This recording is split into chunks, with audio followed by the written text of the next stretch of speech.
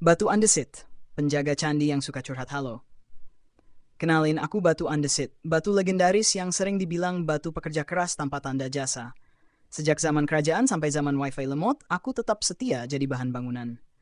Kalau kamu pernah jalan-jalan ke Candi Megah di Jawa, kemungkinan besar kamu pernah menginjak sepupuku. Kami gak baper, paling cuma bisik-bisik. Itu kaki siapa sih? Berat amat. Aku lahir dari lava panas gunung api. Bayangin aja, bayi lain lahir diselimuti selimut. Aku lahir diselimuti magma. Panas banget. Tapi setelah jutaan tahun pendinginan, jadilah aku batu keras, kuat, dan siap kerja rodi. Dari kecil aku sudah diajari moto keluarga, kalau nggak kuat diinjak, jangan jadi andesit. Dulu waktu pembangunan candi, aku ikut casting bersama batu lain. Batu kapur bilang dia ringan dan cantik, batu pasir pamer warna, tapi tukang bangunan memilih aku. Katanya aku kuat, awet, dan nggak gampang retak.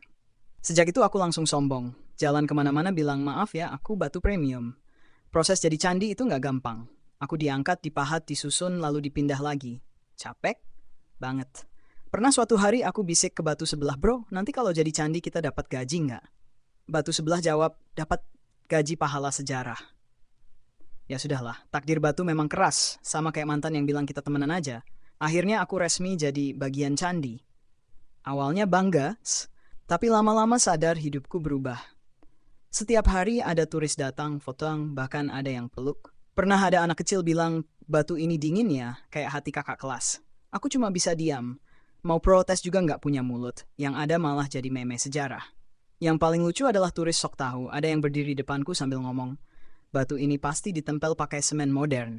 Aku pengen ketawa. Dalam hati aku teriak, bro, kami disusun tanpa semen. Ini teknologi nenek moyang, bukan tutorial internet. Tapi ya sudahlah, aku tetap profesional. Batu juga punya etika kerja. Aku punya sahabat sesama batu di sudut candi. Namanya Andi. Setiap malam kami ngobrol. Apa kabar, Di? Tanyaku. Capek, bro. Hari ini 300 orang selfie di depanku. Ada yang post duck face lagi, jawabnya. Aku cuma bisa tertawa. Sabar, bro. Kita ini background sejarah, bukan filter kamera. Kadang ada burung hinggap di kepalaku. Awalnya risih, lama-lama terbiasa. Tapi pernah suatu hari burung itu ninggalin oleh-oleh. Aku langsung protes ke angin, ini vandalisme alam. Angin cuma ketawa dan bilang, sabar, namanya juga hidup di alam terbuka. Ya sudah, aku belajar ikhlas. Batu juga harus punya mental kuat. Pernah juga aku iri sama patung yang sering dipuji dan difoto. Sedangkan aku cuma dibilang, oh ini batunya. Tapi suatu malam patung itu berbisik, tanpa kamu, aku cuma patung rebahan di tanah. Sejak itu aku sadar, jadi batu penyangga juga pekerjaan mulia. Mirip teman yang jadi bendahara nggak kelihatan, tapi kalau hilang semua panik. Masuk era modern, hidupku makin seru. Banyak vlogger datang dan bicara di depan kamera. Ada yang belakangku ada batu berusia ribuan tahun. Aku langsung bangga. Tapi tiba-tiba dia lanjut, kayaknya berat ya kalau diangkat. Lah ya jelas berat. Aku batu, bukan bantal. Yang bikin ngakak adalah turis sok mistis. Pernah ada yang megang aku sambil bilang, aku merasakan energi kuno. Dalam hati aku jawab, itu bukan energi kuno, itu panas matahari siang bolong. Tapi kalau bikin mereka bahagia, aku ikut bahagia.